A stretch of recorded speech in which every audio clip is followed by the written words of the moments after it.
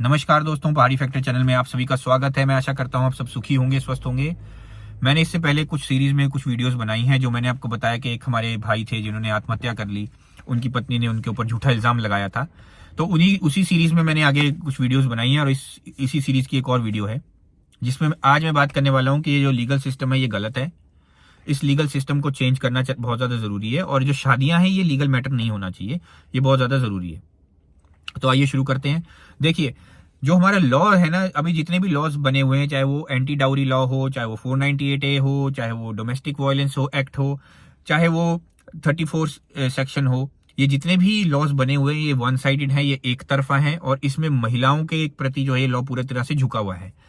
जब हम बात महिला की कर रहे हैं तो महिलाओं के भी सिर्फ एक ही सेक्शन के अंदर, ऐसा नहीं महिला के पूरी महिलाएं जितनी हैं उन सब की बात नहीं उसमें हो रही। सिर्फ और सिर्फ बहू, सिर्फ और सिर्फ पत्नी, जो वो महिला है उसी के प्रति जो है ये सारे का सारा लॉ जो है झुका हुआ है। और माँ, बेटी, बहन, आपकी दोस्त, ये सब इसका पार्ट नहीं है। चाहे वो महिलाएं हैं, चाहे जो मर्जी हैं, उनसे उनका कोई मतलब नहीं है।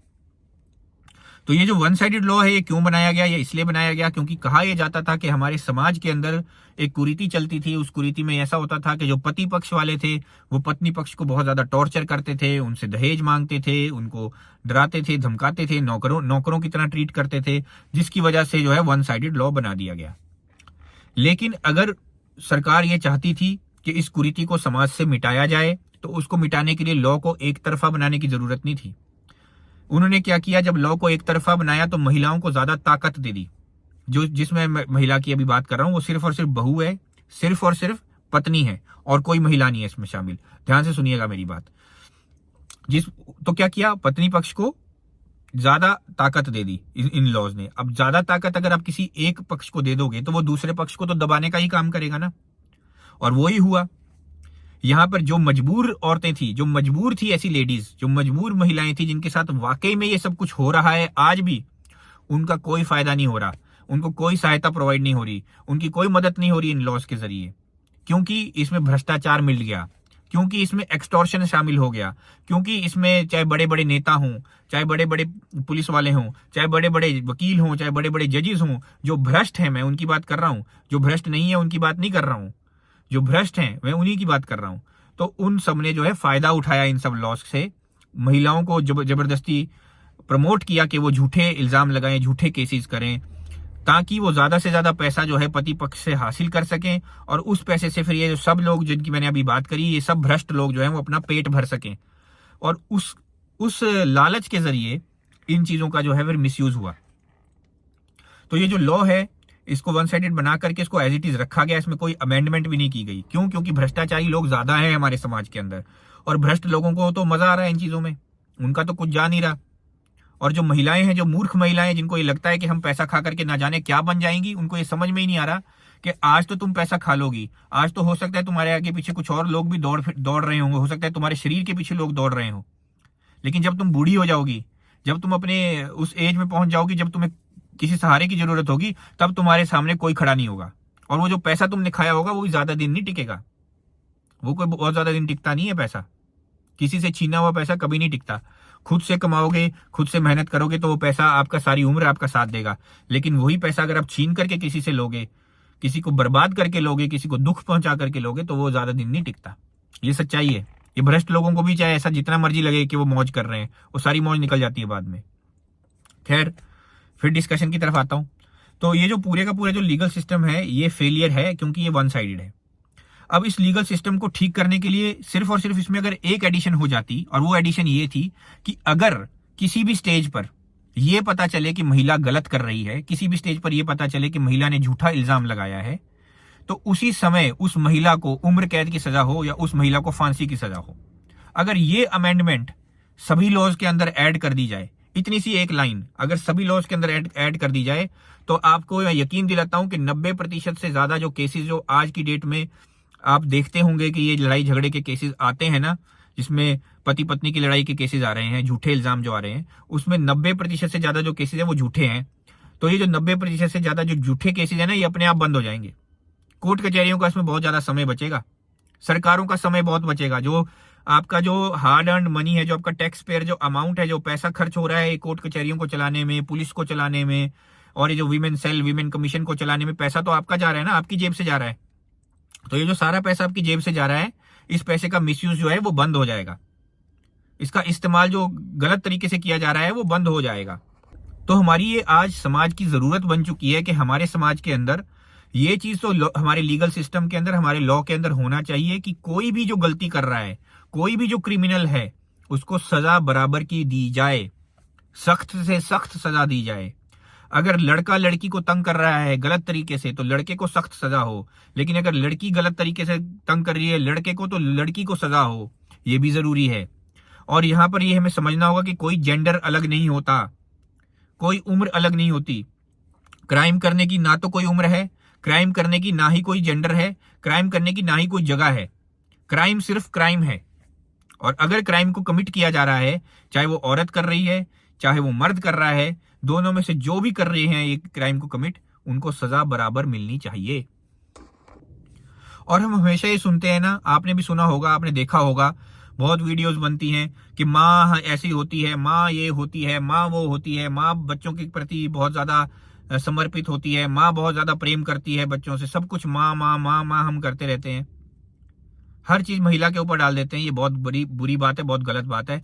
ये इस पूरे समाज को समझना चाहिए। पालने में भी पुरुष की सहायता पूरी की पूरी होती है। आप अपने घरों में देखिए, क्या आपके पिता आपसे प्यार नहीं करते?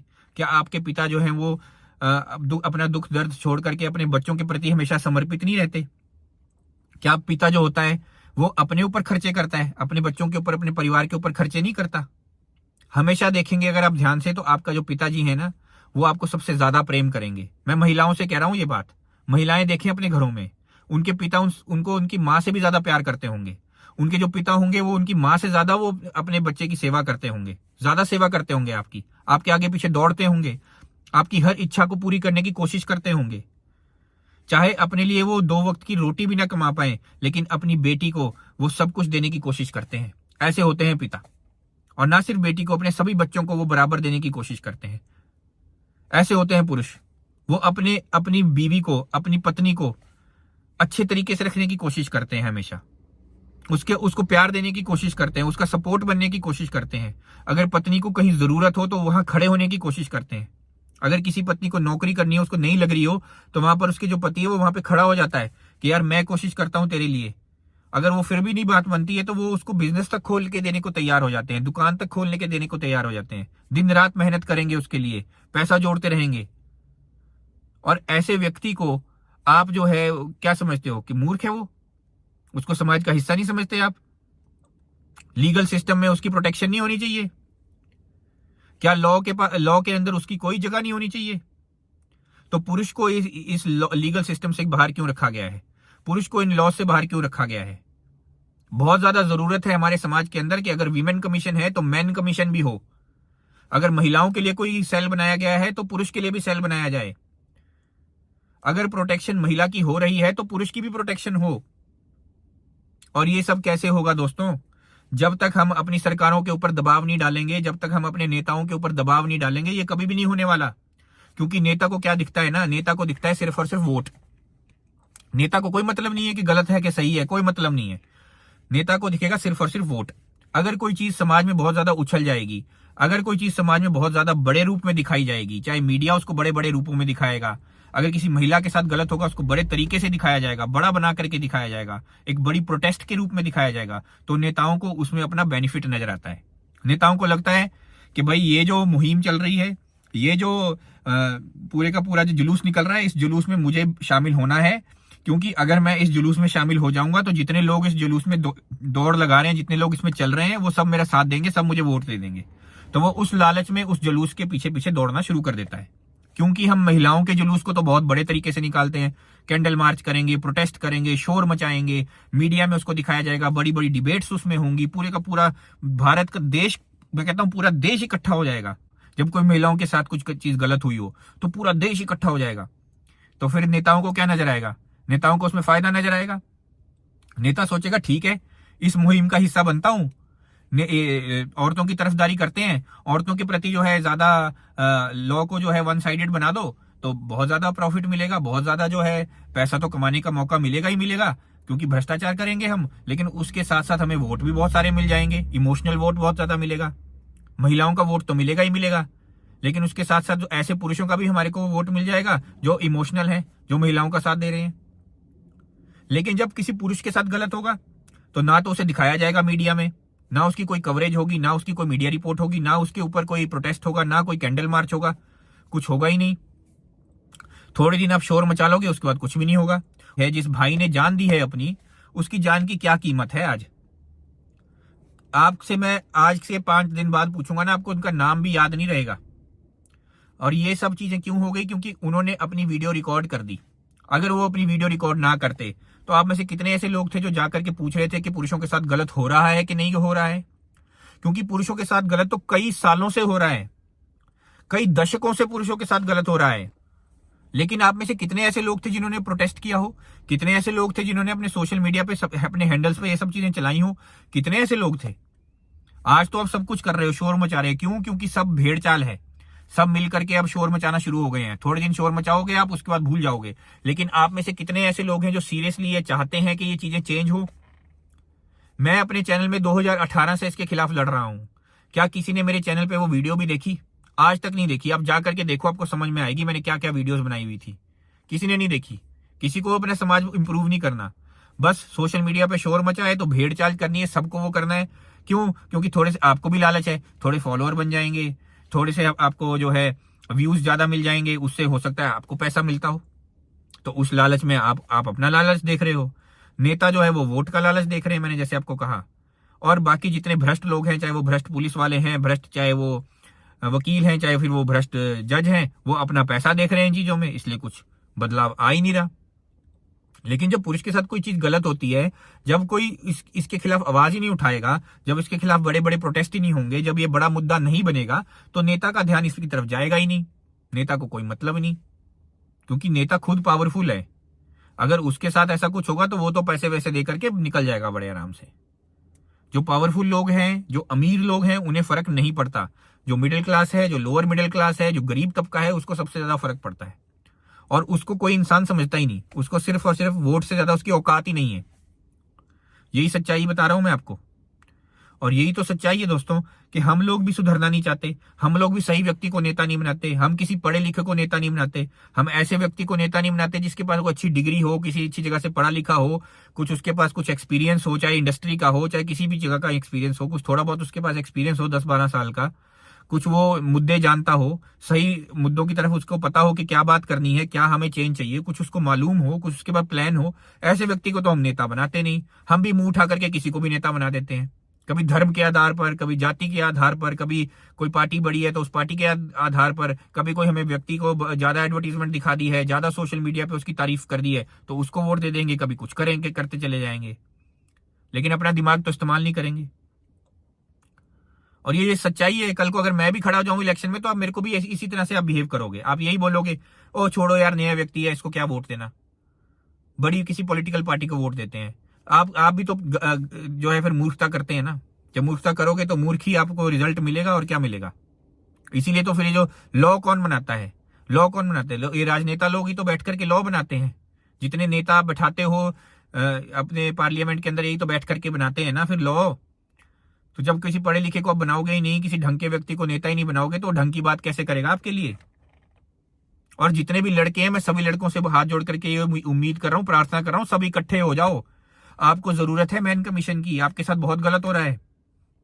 आज तो शादी की बात को छोड़ दो, आज तो ऐसी हालत हो चुकी है। मैं ऐसे ऐसे लोगों को जानता हूं, ऐसे ऐसे मेरे दोस्त हैं बेचारे, जिनके साथ इतना कुछ गलत हुआ है, क्या मैं आपको बताऊं। ऐसे ऐसे लोग मौजूद हैं हमारे समाज के अंदर, जो बेचारे मैनेजर थे, उनके अंडर कोई अगर काम कर रही है लेडी, और वो काम अच्छा नहीं कर रही, उसको काम अच्छा नहीं आता, और वो सारा काम खराब कर रही है, और उनमें इतनी हिम्मत नहीं थी कि वो उस लेडी को जाकर के ये बोल दें कि भाई तू जो है अच्छा काम नहीं कर रही। उन्होंने 1-2 बार कोशिश करी बोलने की, तो उस लेडी ने सीधा सीधा धमकाया कि अगर मुझे दोबारा बोलेगा तो मैं तेरे खिलाफ जो है झूठी कंप्लेंट कर दूंगी, और एक बार तेरे खिलाफ झूठी कंप्लेंट करी तो तेरी तो नौकरी चली जाएगी।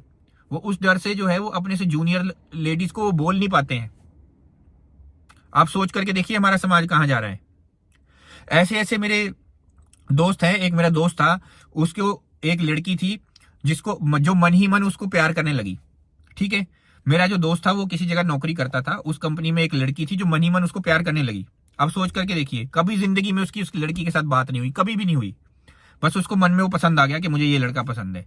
उसने एक बार क्या किया, उस लड़के को प्रपोज किया कि भाई मुझे तो तू पसंद है और तू मेरे से शादी कर ले।